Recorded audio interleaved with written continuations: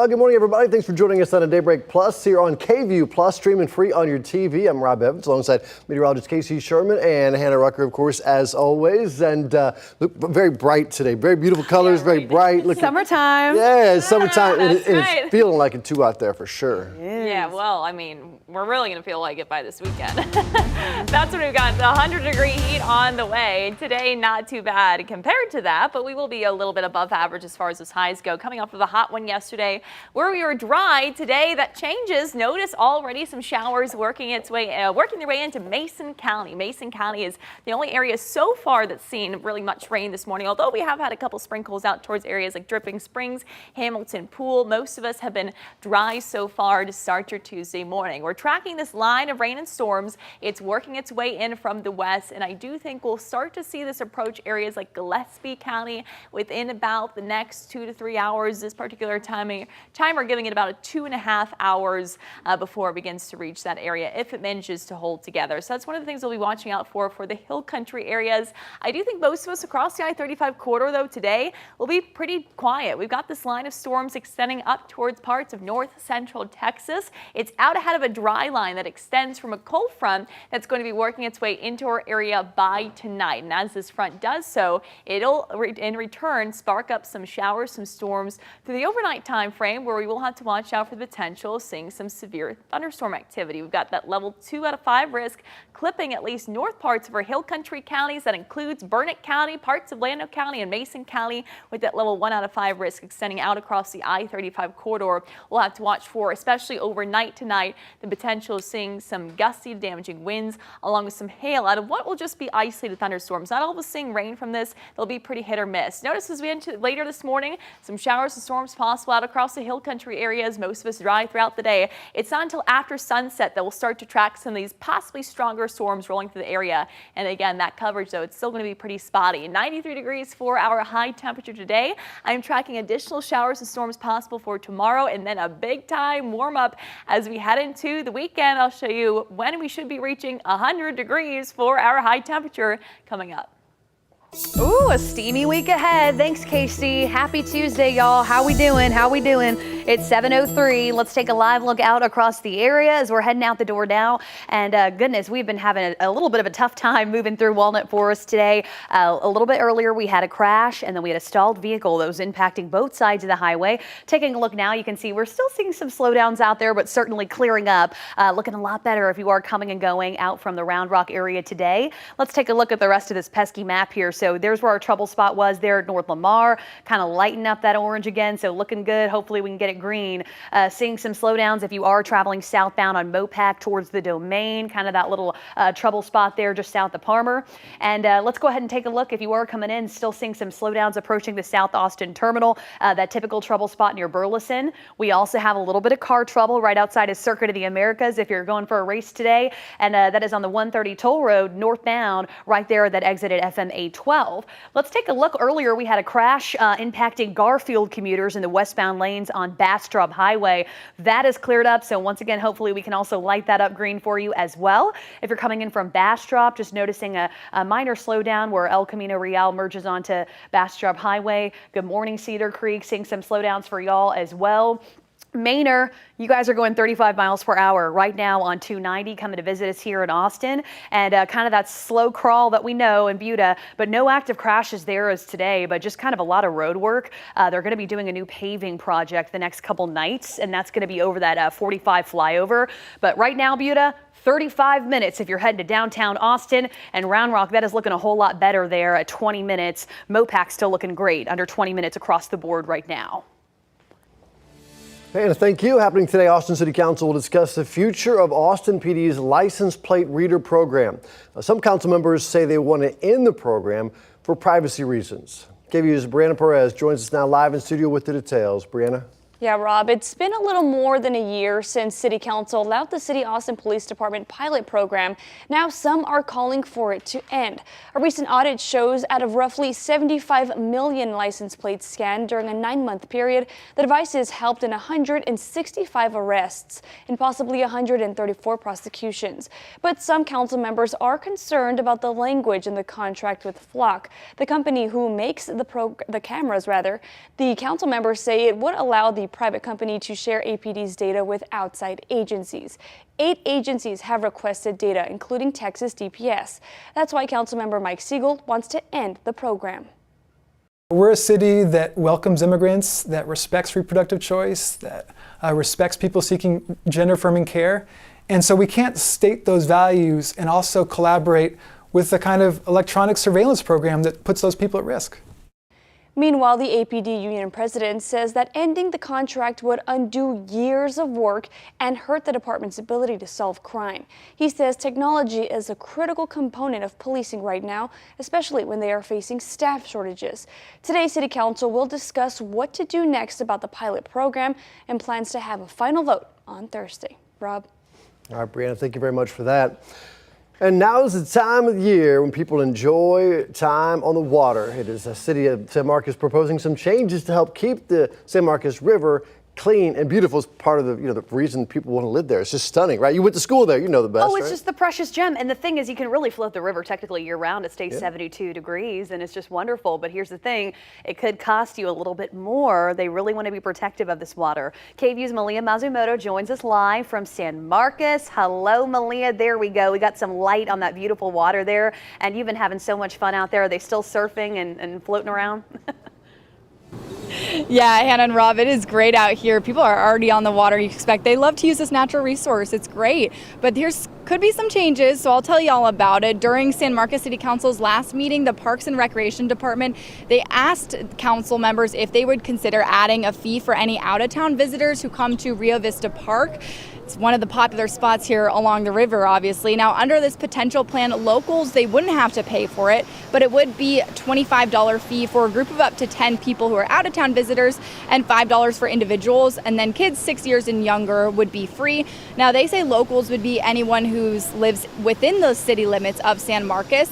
Parks Department said they would have to either prove their residence with a resident river pass, an ID, or any other form of identification. Jamie Lee Case, the director of Parks and Rec, says the city of New Braunfels actually has a similar resident river pass that they use, so they would likely do something like that card, but they would want to find a way to digitize it so you wouldn't have to bring all these documents to the river here. Now, currently, Case says a lot of taxpayer and general fund dollars goes towards cleaning and maintaining these parks, so these fees would be a big help for them.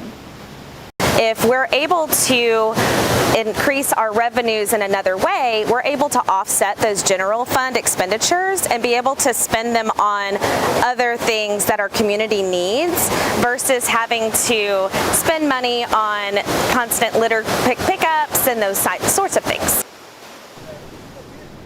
And they didn't forget about those college kids who live in the area but are not from here. Kay said they would still get to be considered locals. They would just have to submit a proof of address online before they could come out to the park here, so they could also get that free entry like the rest of the residents here.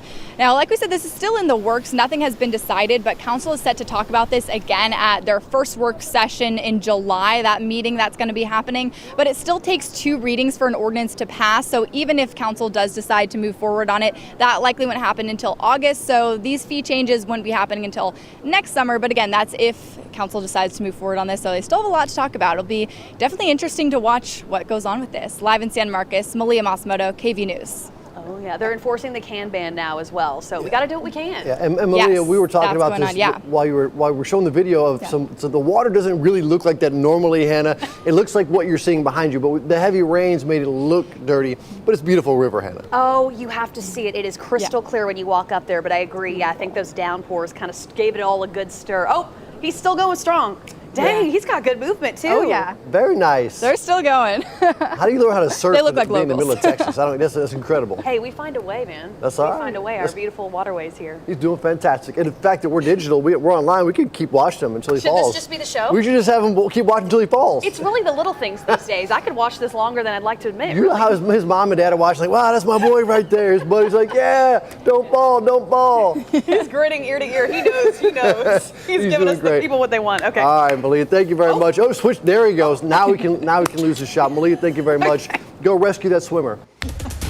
The 89th legislative session is over, and now we wait to see what bills Governor Greg Abbott vetoes.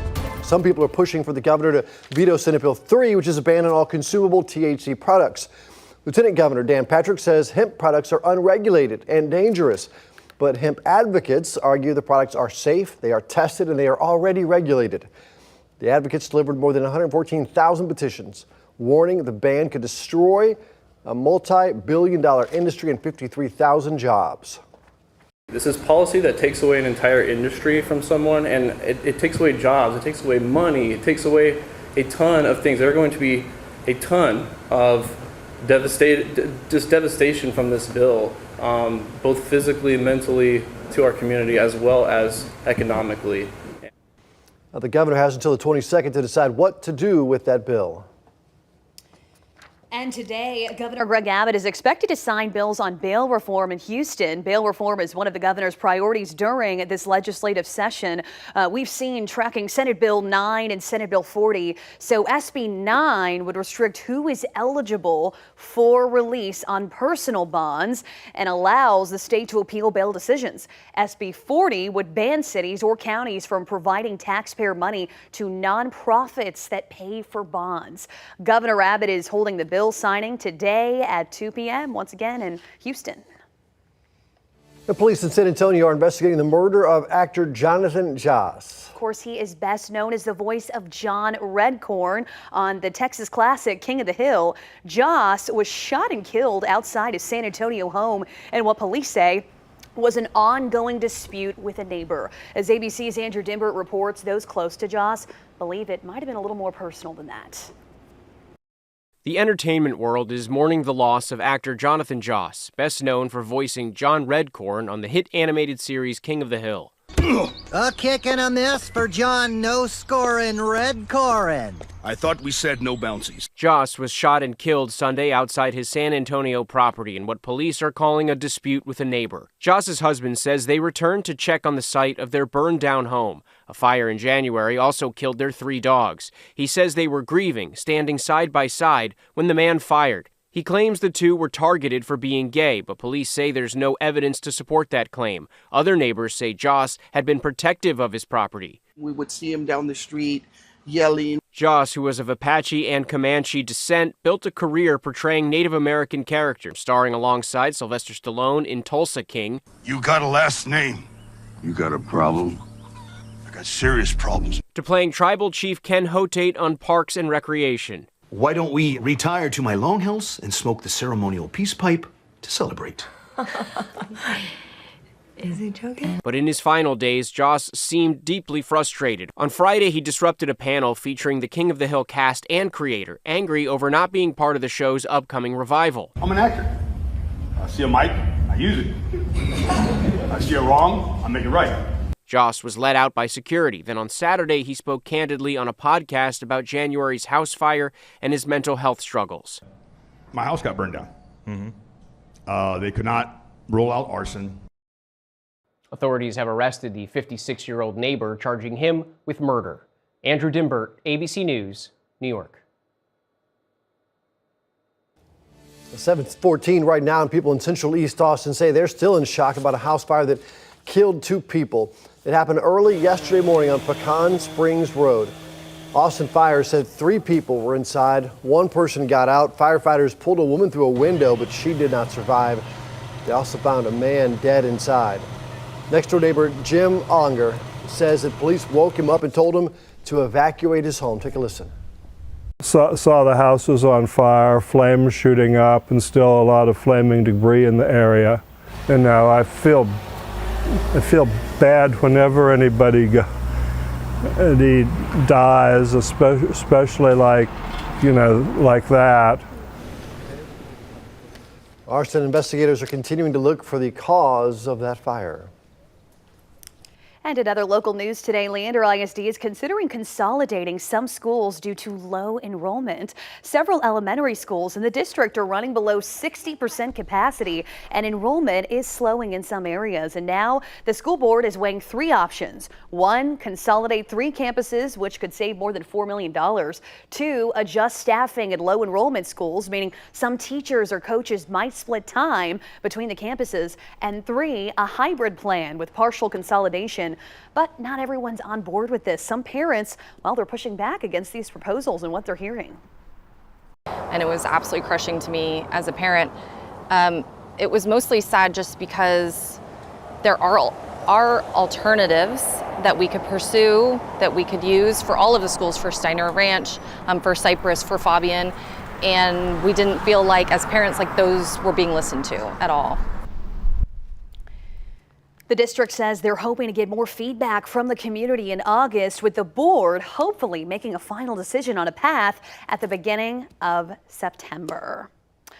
All right, we have just entered into the month of June, which is kind of just, it's craziness, man. It is. We're halfway along here. And you know what that means? It's time to check in on those goals that you set at the beginning of the year. Remember those? No, I didn't set any. Did I don't think I did either. I'm so Survived, that was one of them. Doing so far, we're so good. Right? We're trucking along here. Surviving. So are you still on the right path with your financial goals? ABC's Christiane Cordero has more on how to make sure that you are.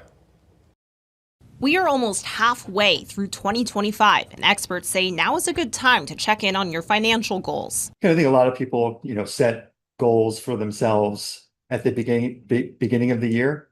And, life changes, things happen, and you've got 6 months under your belt to really see how things are different than what you expected. Start by reviewing the goals you made at the beginning of the year. Make sure they're realistic. If you've had any major financial changes like a big car repair or life changes like a baby on the way, revise your goals to reflect your current priorities. Review your budget by comparing your actual income and spending to what you projected in January and evaluate where you can make changes. Take a look at that list of subscriptions that you have, and maybe, clear some of those out. Do you have credit cards? Do you have personal loans? Do you have student debt? Where are you going to prioritize your payments to make sure that you're making progress? If your current debt strategy isn't working, consider refinancing options like a debt consolidation loan. Oftentimes you can take debt that feels unmanageable because it's across, for example, a bunch of different credit cards at different rates, different minimum payments, bring that into one loan, have it in one spot, fixed rate,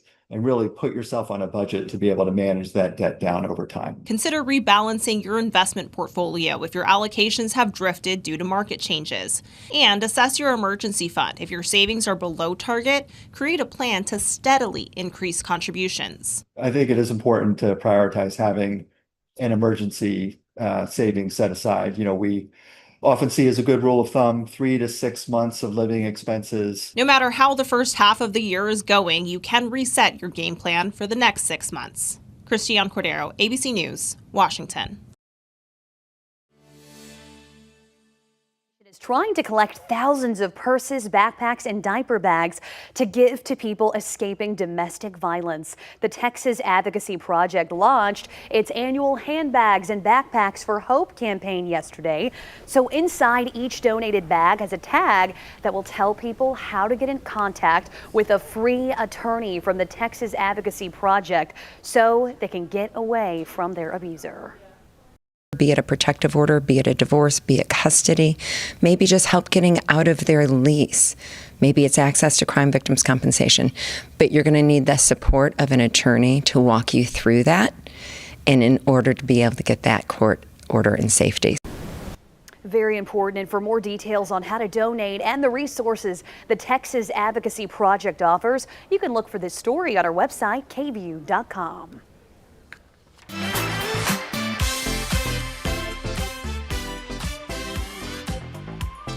Digging the music there. 7/19 June is a Pride Month. For the first time in 5 years, though, the city of Taylor is not issuing a Pride proclamation.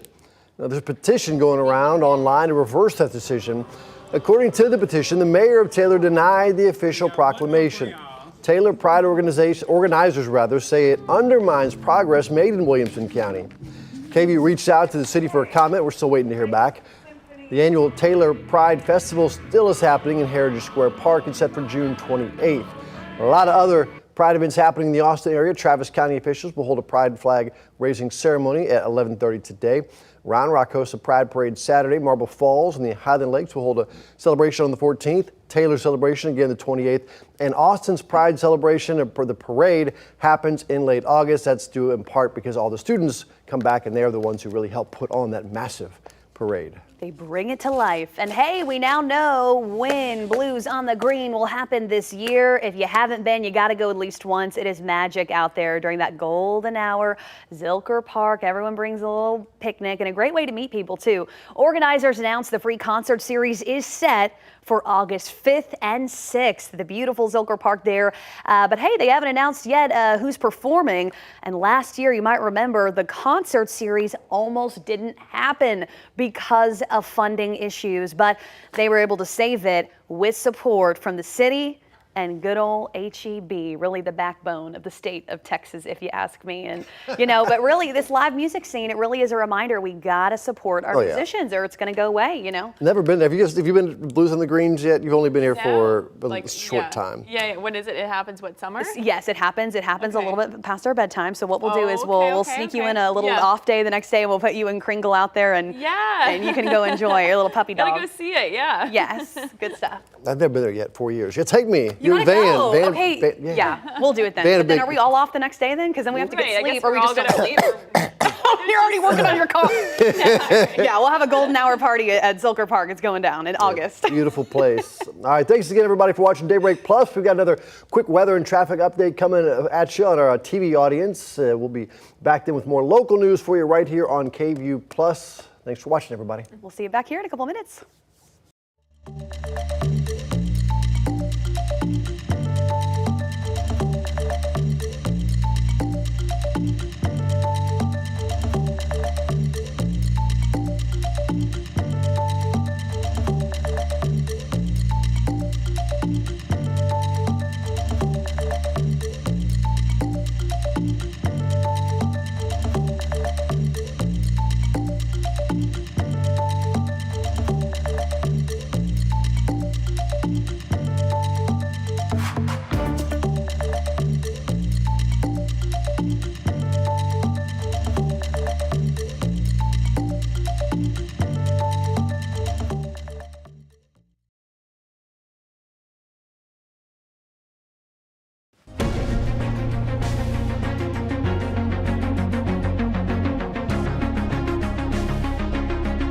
Good Tuesday morning, Central Texas. I hope your morning is off to a wonderful start. Your time now is 7:23. Let's take a live look around town. I'll tell you what, we were having a heck of a time trying to get through Walnut Forest earlier. A crash, stalled vehicle, lions, tigers, bears, all that's cleared up right now. Now we just are left with the good old construction going through there at North Lamar. And a pretty good looking map here. As you can see, just kind of those minor slowdowns there, mainly in the southbound lanes. But as far as crashes go, we have been having a really good morning so far.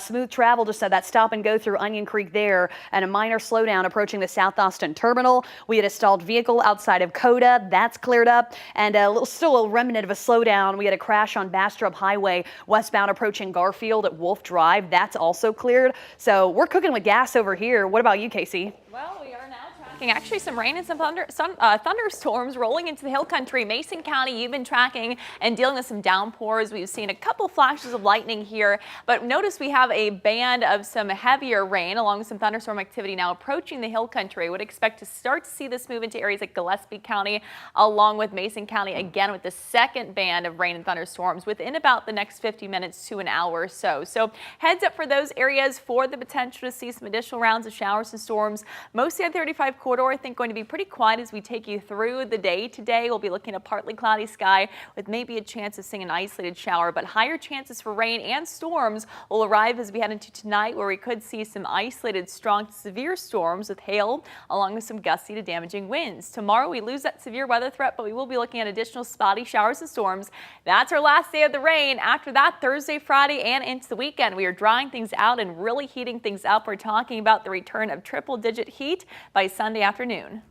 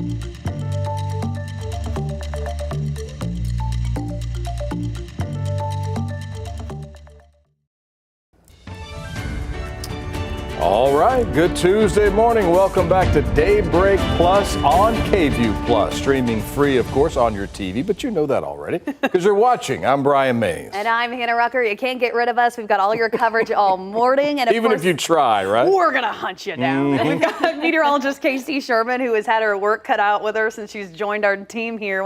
How long? A couple months now? Yeah, I mean, it's been about a month and a half. Yeah. It's just craziness. It's just been nonstop, huh? Yeah, it has. Yep. You know, but we are talking about some more rainstorms today after that dry day. We got that break in yesterday, but already this morning we are tracking rain and storms, especially up towards the hill country. Now, if you've been across the I-35 corridor, you're traveling maybe to work, you may be running into a couple sprinkles. We are looking at a few of those that have since developed just within about the past 20 minutes or so, drifting from south to north, from Austin out towards Round Rock. We have a couple of those out towards Burnett County, but most of the activity now through the hill country. Mason County still looking at some steady rain extending out towards Mason, Streeter right now. Nothing much in terms of lightning, but notice what you have just off to the west of you. We're tracking this line of thunderstorms that's currently beginning to work its way in from the east and will continue to move eastward over time here. Putting a little tracker on this, I would expect this next cluster of storms to roll in within about 50 minutes or so out across Mason County, where we should be looking at that rain picking up a little bit more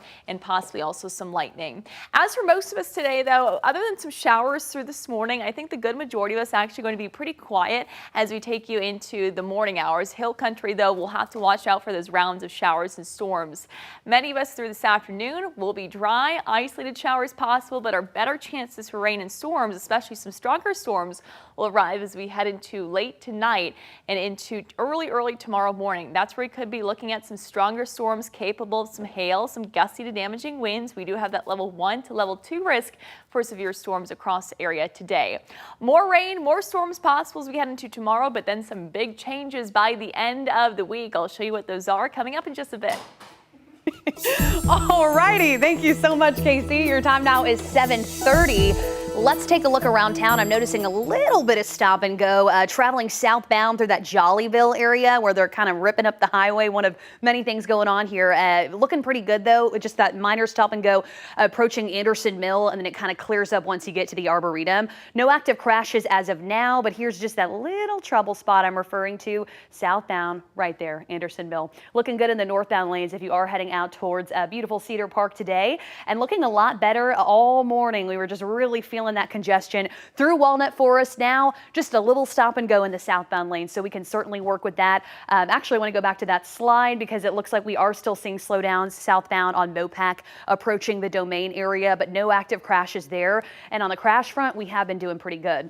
So this earlier, my system was showing that this crash cleared, but it looks like it is still working, and it's just impacting the service road southbound on the 130 toll road right outside of Circuit of the Americas. So you should be fine if you're traveling in the main lanes. And then also still seeing slowdowns approaching the Austin airport if you're coming in from Colton or Mustang Ridge today.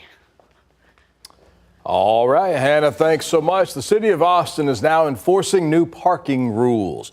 People who park their cars in a bike lane could face a $75 fine. Commercial drivers could face up to $300 in fines. Anyone who parks in an electric vehicle charging space but doesn't have an EV could also face a $75 fine. The city started issuing warnings for these violations back in March, but the so-called education period is now over, so violators will now be fined. Austin's airport's almost done with a major upgrade to international travelers. Airport leaders gave an update on the project recently. They say they've doubled the space for customs processing and added 2 new baggage carousels for international passengers. Before, all those international flights had used just 1 carousel. Now there are 3. Officials say the airport currently handles more than 21 million passengers every year. That's actually 6 million more than the airport was designed for. This is a transformative process, transforming the passenger experience and delivering what I call a Texas-sized welcome to our international passengers. Airport leaders say they're already working on new routes to Asia, the Middle East, and to South America. That should be fun. I like what she said, a Texas-sized welcome. Mm-hmm. And I'll tell you what, there is not a lot of people who, well, can't wait to get to work, especially after 60 years, Brian. About that, but one North Texan is breaking the mold in more ways than one. Sean Giggy has that story.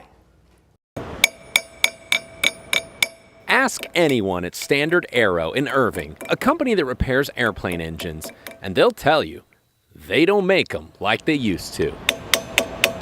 But inside, they've got one that defies explanation, whose engine operates at full speed, and after 60 years, still works. I need some plows. 83-year-old Curtis Ray wakes up at 2:30 every morning to begin his 5 a.m. shift, just like he has for 60 years. My goal is to don't let nobody on this line outwork me.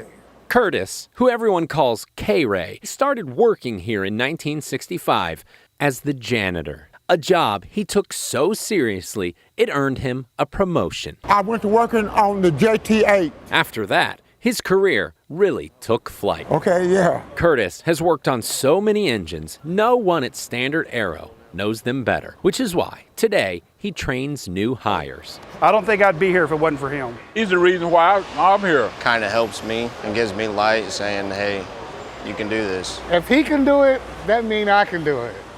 Now, will I do it? That's another question. You are the man of the hour. To celebrate that achievement, the company recently held a reception. Curtis, what can I say? With all of Curtis's fans. Curtis, congratulations. Including maybe his biggest, Vice President and General Manager, Max Allen. I really view him as sort of the heart and soul of this work family. Since day one, Curtis has been someone to lean on, both for his expertise and his example. He has a golden heart. You're not going to find a better person than Curtis Ray. He's the guy who loves you. He wants the best for you. He's a one in a million. That's why they say when Curtis does finally call it quits, he'll be remembered, not for the thousands of engines he repaired. I love everyone here. But for all those he took under his wing and taught to fly. From the bottom of my heart, I say thank you. In Irving, I'm Sean Giggy. Love you, Curtis. Love you too. Tears. What a special story. I mean, you talk about working your way up. That is the definition. Like the janitor all the way up, and you look at the legacy he's left and the impact. The key to that, too, I think, Hannah, is it's a two-way street.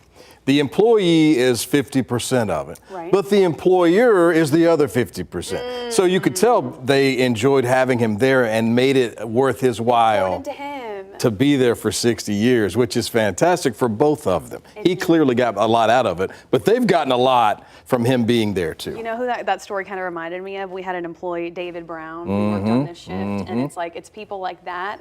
You want to live up to that standard and how much they care. And, I still think about him and, all the things that he saw here. Yeah. Some crazy years. He had stories for days. Absolutely. But a great employee. Gave back to the station just like the station benefited from having him here. A life lesson here. I like it. So what about you, Brian? They want to know where do you want to retire? You think you'll stay in Central Texas for the rest of your life? Who knows? I've been here 20 years. Yes. I was only 6 when I started, so that goes back a long time. Yeah. But I think about what I would do, but then right. Do people ever retire anymore though? Is that still a thing? See, I get worried. I don't know. I think if you're doing something that you enjoy to do, maybe retirement's not something you think about often, but there are days when retirement is very prominent in my thoughts. Yeah, when we force you back in the 2 a.m. alarm clock, are those the days? That's one of those days. No, he loves it with us.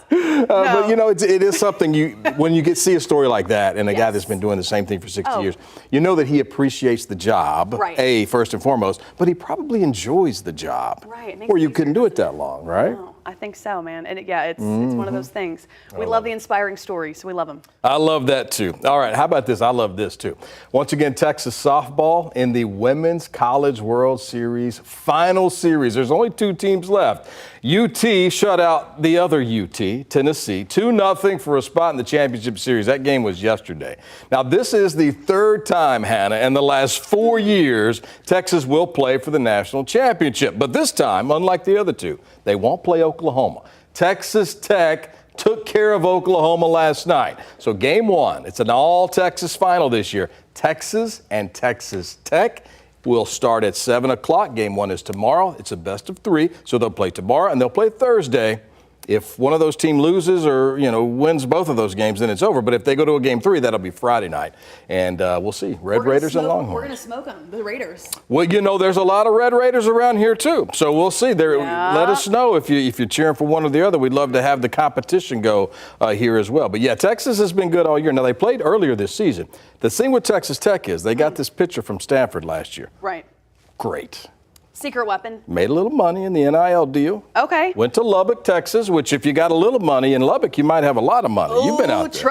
I was door knocking. I'll never forget. She goes, I have a gun range downstairs. I'm dead serious. I was doing a story and she had a gun range. And anyway, they got some old farm money out there or something. I bet it was a safe house. I bet nobody ever messed with that house. But yeah, Texas and Texas Tech, they're in Oklahoma City. I think this is their year. They've never won a championship in softball. And it's their third time, though. I feel like that's not emphasized enough. Like, they've been building that momentum, Needs to be recognized. And can we recognize the women's athletic program at the University of Texas? Volleyball, back-to-back championships, and of course they go far every year. I know. Basketball, they were in the Final Four this year. Now they're in the Final 2 in softball. The women's program at Texas is fantastic, probably the best in the country. We tend to be so football focused. You're and I'm right. like, this university truly has so many wonderful things going on. And we love to see the women, really making that mark and putting the college on the map. Amen. They're going to play it tomorrow night. We'll see how it comes out. Hey, have you seen the Savannah Bananas? Have you heard of this before? Yes, I've been seeing the videos. It seemed like fun. It's hilarious. They play baseball a little bit different than everybody else. It's kind of baseball meets the circus, complete with dancing, stunts, and event celebrity guest appearances. Let's take a look. Of Ham Porter, who's calling this shot against Neil Lang. Everybody very familiar with the prodigious power. He swings through a fastball.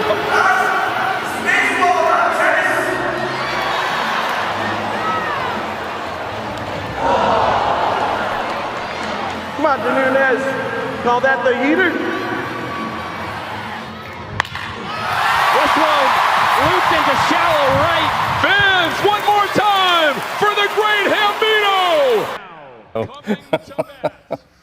That is actor Patrick Renna, a.k.a. Hamilton Ham Porter, in the 1993 classic The Sandlot. He stepped back into character and recreated an iconic moment from the film that was not the only baseball movie reference to Savannah Bananas pulled off while in Anaheim. Kid sees an angel. He's here to help. The kid sees an angel? Yeah. And so do I.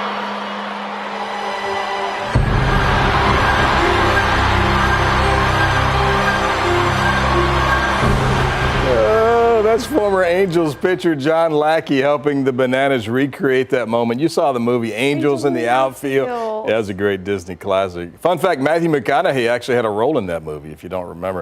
The Savannah Bananas will be at the Dell Diamond in Round Rock September 19th and 20th. Get your tickets now because they will sell out quick. If they haven't already. I haven't looked. Because we already have such a fun vibe in Round Rock, so I feel like adding that together will be good. Just in, there are tickets still available. So yeah, get those tickets. There's one where the guy comes out, I don't know if you've seen it, the guy comes out on stilts.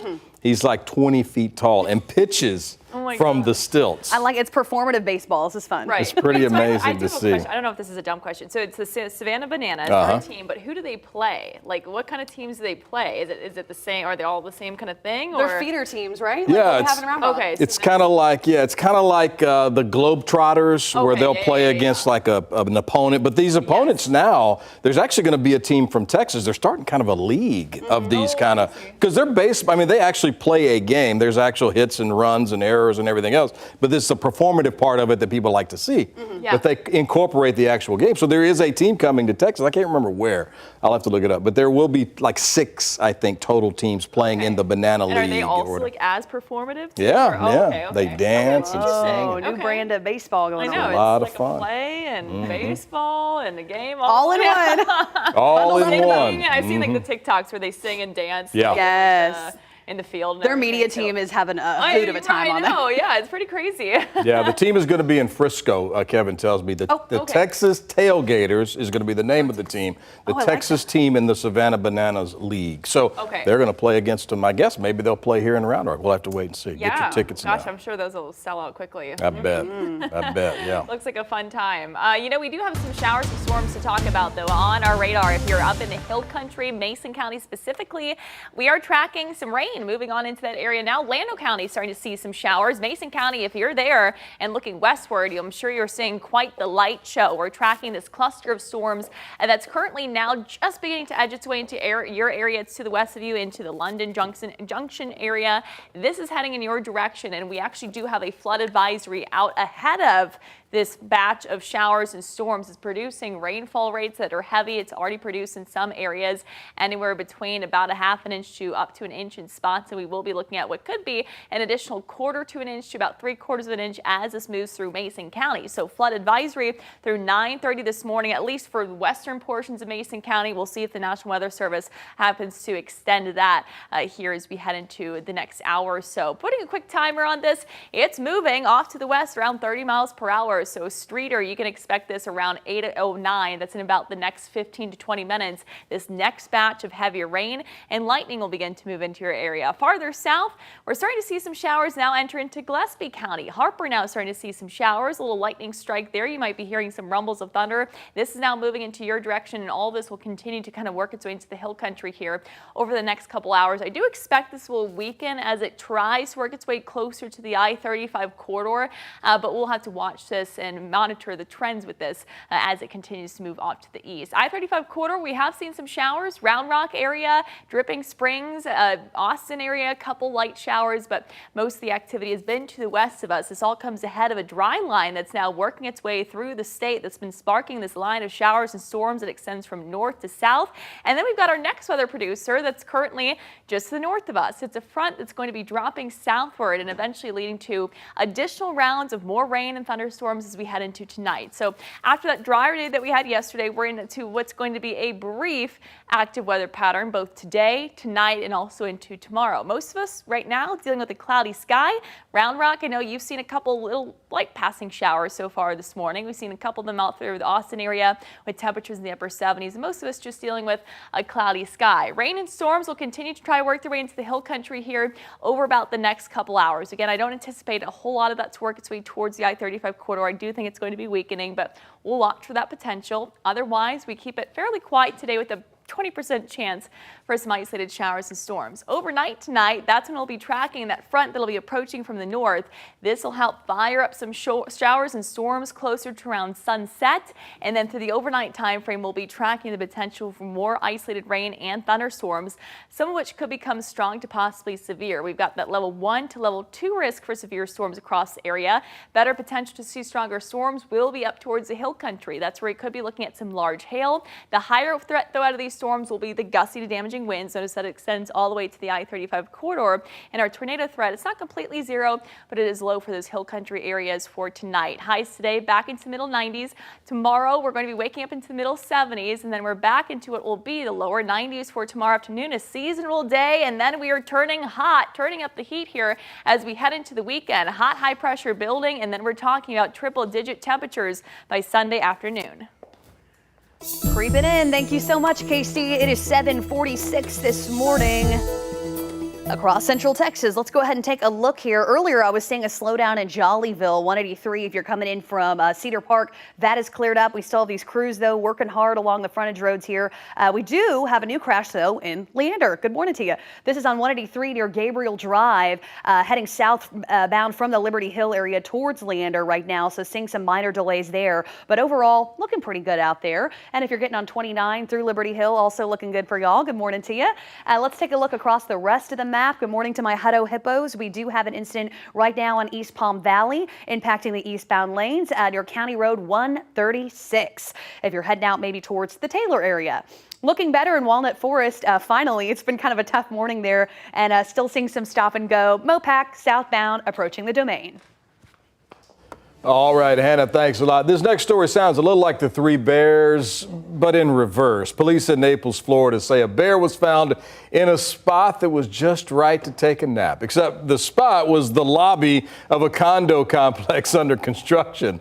The photo was shared by the Naples Police Department. Look at that. Just in the back there, you can see the bear lounging around, snoozing. This is on Gulf Shore Boulevard there in Naples. Apparently, the bear had taken a swim in the Gulf and just needed to just relax after that. Officials joke that he tired himself out while he was swimming. Wildlife crews of Florida Fish and Wildlife safely captured the bear and relocated him to a more apt location.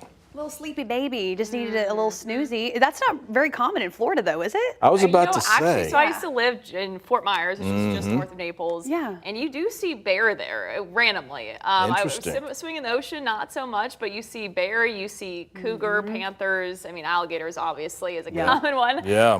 And even some sharks. So they've got it all. It's not something you'd expect down there being in Florida. But yeah, I mean, the Everglades is right there. You got to keep in mind. So they kind of mosey on out and all you got kinds a whole of bunch of critters. Yeah. Who would win a fight between a bear and an alligator, I wonder? That'd be a good fight, right? A southern, a swamp alligator. Depends on the water. I guess he could just land. Yeah. But then the bear has more like height. Yeah. Height. What am I saying? The bear's a little taller, but yeah. Words are hard after this hour. Depends on the playing field. Short, stubby legs. I guess. Short, stubby legs, yes. Okay. I wouldn't want to see either one of them in their natural habitat. I think gators are kind of cool though, and bears, they can be cute-ish, right? Yeah. Have you ever seen one in the wild before? Yes, I have in Washington. Yeah, black bear. Yep. It's scary when you see them in the wild. I thought it was going to be cool until I saw one. I was like, wait, I don't want to see this. You see cubs first, and then you're like, oh, time to get out of town. Mama is Mama near. bear's coming. Do not mess with the cubs. All right, y'all. So the winner of this year's Scripps National Spelling Bee is back in the Lone Star State. How about this? He's still beaming from bringing home the title after spelling this correctly. Listen up. Your word is éclaircissement. Éclaircissement. E-C-L-A-I-R-C-I-S-S-E-M-E-N-T. Éclaircissement. That is correct. How about that? Oh, I just love he fell to the ground. And once again, we're so excited for last week, 13-year-old Faizan Zaki from Allen is this year's Scripps National Spelling Bee winner. It comes a year he was the runner-up. Just 1 year after that, Jobin Paniker has more on how the moment was years in the making. Oh, maybe not.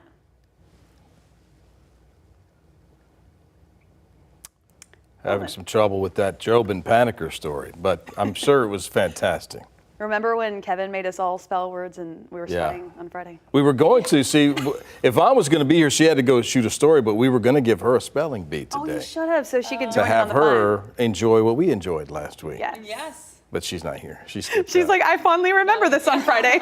You guys both got it right, and I got the word Your wrong. word was crazy. What was it though? Something about bone density and no one knows anyway. So some scary medical That's term. the thing. It's like all these words that they I mean, half of them I wouldn't know what they mean. If Yeah. you know what they mean, then it's like, well, you can't even picture the word. So Yeah.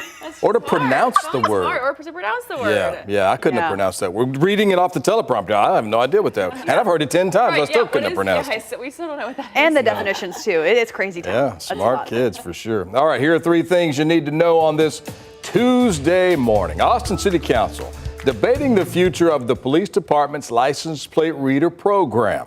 A recent audit showed that the scanners captured 75 million plates in just 9 months, and those led to 165 arrests. Some council members now are raising privacy concerns over the contract with Flock. That's the company behind the cameras. They worry that it allows data sharing with outside agencies, including Texas DPS. A final vote on the program is expected this Thursday. And today, Governor Greg Abbott is expected to sign bills on bail reform in Houston. Bail reform is one of the governor's priorities during the legislative session. And we've been tracking Senate Bill 9 and Senate Bill 40. SB 9 would restrict who is eligible for release on personal bonds and allow the state to appeal bail decisions. SB 40 would ban cities or counties from providing taxpayer money to nonprofits that pay for bonds. Governor Abbott holding the bill signing today, 2 p.m. in Houston. It's going to be a great day today at Dell Children's Medical Center. It's a bird, it's a plane, it's that Spider-Man. It's Superhero Day at the Medical Center today. Now, a partnership with Austin Police and staff members there. They'll suit up as superheroes and villains for a live action show. They'll rappel down the building. They'll show those kids all what a superhero can do. Those patients love to see it too. Heroes are taking over the Dell Children's Medical Center today. They'll battle the villains. There's the Penguin in the courtyard today. The kids can then meet their favorite characters. Is that the Black Panther? I love Black Panther. And they'll get autographs with the heroes today. That begins at 10 a.m. this morning. We should have that on the news tomorrow, I hope. Because that's always a great thing to show. Because they need that joy. We want to see their smiles. That's right. Who's your favorite superhero? The best superhero in the batch. Poison Ivy had me in a chokehold. Yeah? When I was a kid. I thought she was iconic. Poison Ivy, you mean the character, the Batman. bad guy. Yeah, that's a bad guy, right? Oh, you want me a superhero? Well, Poison Ivy was in the group. Yeah, well, Poison Ivy, I'm trying to think now. Poison Ivy, I think, was a bad guy, right? Or a bad girl. Well, she liked the plants. So you like that, huh? That's okay. She likes plants, so she's a good. No, I just thought she was like incredible. I don't know. Hey. It seems like Catwoman, I think, is technically a villain too. Right? Yeah. Catwoman is She's kind of on the edge of. She's on the. I know. Some of them are kind of like. It's like, okay, is it a superhero or is it a villain? Right. You never know. Who do you like? I mean, Superwoman's classic, right? Superwoman. Yep. Wonder Woman. Yeah. It's a good one. I like Spider-Man. Spider-Man's good. Spider-Man's always a classic, right? What about yours? Man, I was a Batman guy when I was a kid. You know, had all the Batman stuff. You kind of sound like him. Do I? Well, maybe I am. Oh, okay. You don't know that. You've never seen me after work. Right. Look for the signal on KVUE Plus. Oh, there'll be a signal, all right. Oh, God. All right, let's talk about the weather. I looked at your 7-day yesterday with anticipation because I saw Monday was missing and Sunday ended with a triple digit. So now I was wondering, what would Monday bring? And Monday brings it'll be still heat. a cool down, though, right? Oh, a cool down. Maybe not. 198. Yeah. There you go. Oh, a little cool down. No, I mean, so we're talking about just hot conditions by the end of this week. It's going to be really warm this weekend, but dry. So good for those outdoor plans as far as the rain chances go. But man, you're going to want to have those outdoor plans involve some kind of pool, maybe Barton Springs, staying cool because the heat is on 100 degrees by Sunday. I think today we'll be tracking some rounds of showers and storms in the hill country through this morning, and then again as we head into tonight. And it's not going anywhere. We know the drill. Thank you so much. And of course, thank you for joining us here on Daybreak Plus. We've got another quick weather and traffic update coming for you, for our TV audience. And then we'll be back with more local news for you on KVUE Plus.